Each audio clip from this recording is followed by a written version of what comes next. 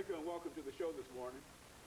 The topic this morning is the commemoration, the 150th year commemoration of the Civil War, or the American War, Civil War, the war between the states, or the war for Southern independence, or whatever war you wish to use, or whatever word you wish to use in reference to this tragic event in American history between 1861 and 1865. Of course, we have to talk about this war a well-known historian and an individual who has made several contributions on this particular show dealing with this particular war, Dr. BLovett from Tennessee State University. And of course, Dr. Lovett, let me welcome you to the show this morning. Well, thank you, Dr. Haney. And to tell you, Dr. Lovett, that we did not exaggerate when we said that we've had you on many, many occasions talking about the Civil War specifically. But I think that if we look back into our archives, we find that we've had you dealing with the Declaration of Independence, the Constitution of the United States, and on and on and on, in addition to several of your books that we've had an opportunity to review. But let's have you give our audience an opportunity to hear who you are and some of the information in reference to you, and then we'll get into some of the things you're dealing with. Well, I'm a native of Tennessee, born and raised and educated in Tennessee. Received my bachelor's, master's, and PhD degrees from the University of Arkansas. And taught at Eureka College in Illinois, the alma mater of President Ronald Reagan, who attended there back in the 1930s. And came to Tennessee State University in 1973, and I've served several administrative positions, but for the last 10 years I've concentrated on my research, my students, and professor of history.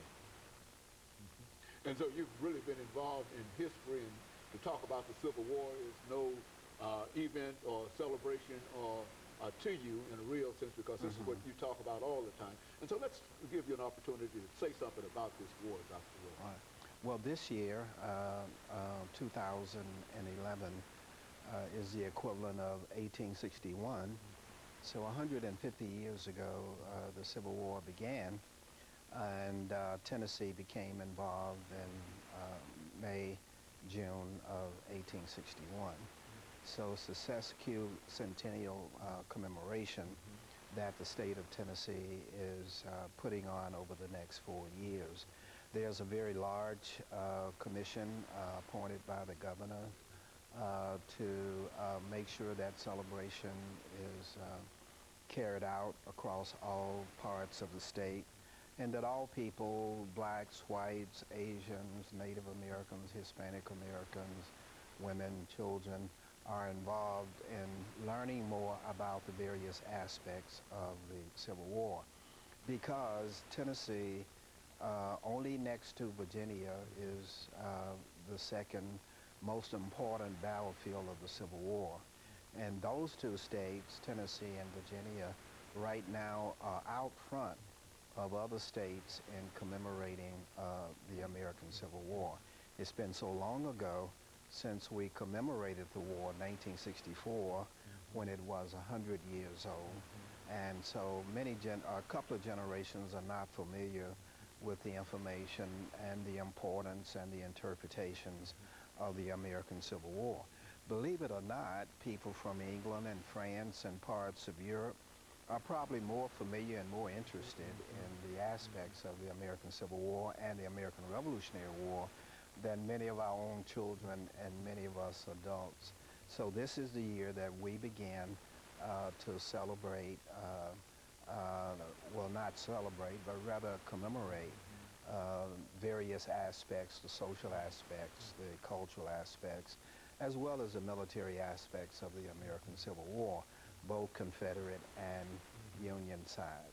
And I think that there were many earth-shaking events that occurred in that war, but I think one of the most important events was the African population. Why don't you say something in reference to the African population, the slave population during this period, and say something about slavery itself? Yeah. Well, slavery was not at first the main issue according to many of the southern states of the Civil War. But by 1860, 61, it was a major issue. In 1861, President Lincoln and Congress passed the first Confiscation Act. They passed another one in 1862 because the Confederates were making heavy use of slaves in their military, that is, digging fortifications. They were herdsmen and so on. And so they passed the Confiscation Okay, Act. Doc, let me take this first commercial break, and we'll be back with our audience following this very first break.